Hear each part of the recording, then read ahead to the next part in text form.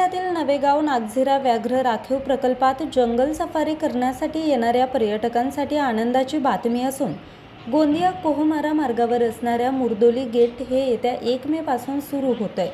तर या मुर्दोली जंगल परिसरात वाघ दिसत असल्यानं एकासोबतच 3 वाघांचं दर्शन या परिसरात काम करणाऱ्या वन कामगारांना व वन कर्मचाऱ्यांना झालं आहे। त्यामुळे या गेटवरून येणाऱ्या पर्यटकांना वाघाचं दर्शन होणार, तर पुन्हा आणखी 3 गेट काही दिवसांनी सुरू होणार आहे। या परिसरात राहणाऱ्या लोकांना सुद्धा रोजगार उपलब्ध होणार आहे। तर नागझिरा नवेगाव व्याघ्र प्रकल्पात 150 किलोमीटर कोअर झोनमध्ये यात 72 पोचिंग कॅम्प लावण्यात आले आहेत। प्रत्येक कॅम्पवर 2 असे एकूण 144 मजूर असतात। 16 नाके असून त्या ठिकाणी प्रत्येकी 3 अशा 48 मजुरांना रोजगार मिळतो। याशिवाय 9 वायरलेस कॅम्पवर 25 ते 20 जण असतात।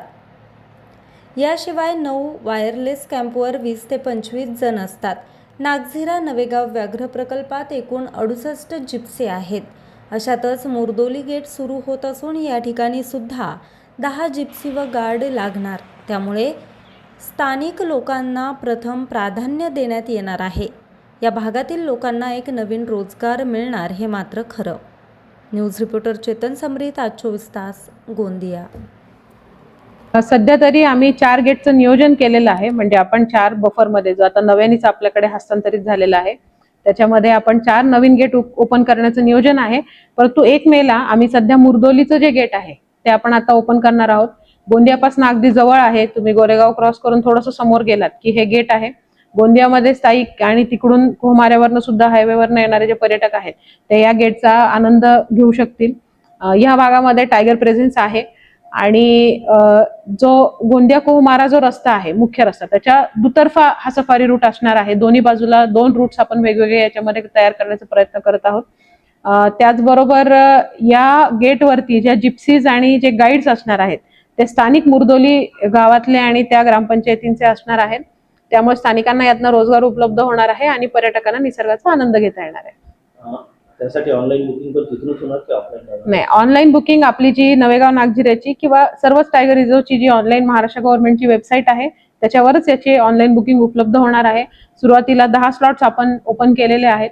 या 10 स्लॉट्समध्ये लोकांनी जोपर्यंत जिप्सीज होत आहेत, म्हणजे आता खरेदी प्रक्रिया अजून लोकांची सुरू आहे, कारण की हा संपूर्ण उपक्रम हा तिथल्या स्थानिक लोकांसाठी तयार केलेला उपक्रम आहे। त्यामुळे शासन कोणतंही याच्यामध्ये वाहन स्वतःचं लावणार नाहीये। लोकांनीच आपल्या जिप्सीज त्याच्यामध्ये लावायचे आहेत आणि या जिप्सीसाठी सुद्धा आपण फाउंडेशन मधनं सॉफ्ट लोन तिथल्या स्थानिक लोकांना प्रोव्हाइड केलेलं आहे। आता गाईड सिलेक्ट करण्याची प्रक्रिया सुद्धा, म्हणजे निसर्ग मार्गदर्शक म्हणून जे लोक काम करणार आहेत ते सुद्धा स्थानिक गावातले असणार आहेत। त्याची सुद्धा प्रक्रिया आम्ही आता या आठवड्यामध्ये सुरू करत आहोत। जे पर्यटक राहणार त्यांची स्वतःची गाडी त्यांना नेता येणार की फक्त जिप्सी?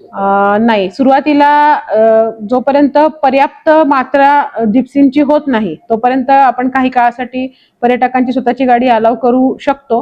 परंतु निसर्ग मार्गदर्शक म्हणजे गाईड सोबत नेणे कंपल्सरी असणार आहे आणि लवकरच आपण प्रयत्न करणार आहोत की जिप्सीनीच हा टुरिझम व्हावा, कारण की पावसाळ्यातही आपलं हे गेट उघडं सुरू राहणार आहे। ते बफरमध्ये असल्या कारणाने आपण ते 12 महिने सुरू ठेवू शकतो आणि त्यावेळी मग कधी पर्यटकांची स्वतःची गाडी फसणे वगैरे हा प्रकार होऊ शकतो।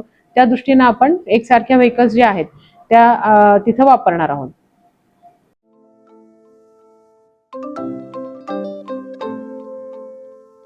नवनवीन आणि ताज्या घडामोडींसाठी आज 24 तास सबस्क्राईब करा। त्याचबरोबर बेल आयकॉनवर क्लिक करा आणि मिळवा आमच्या बातम्यांच्या नोटिफिकेशन्स। तसेच आज 24 तासची प्रत्येक बातमी आपल्याला कशी वाटली हे कळवा, लाईक करून, कमेंट करून आणि आमच्या बातम्या शेअर सुद्धा करा।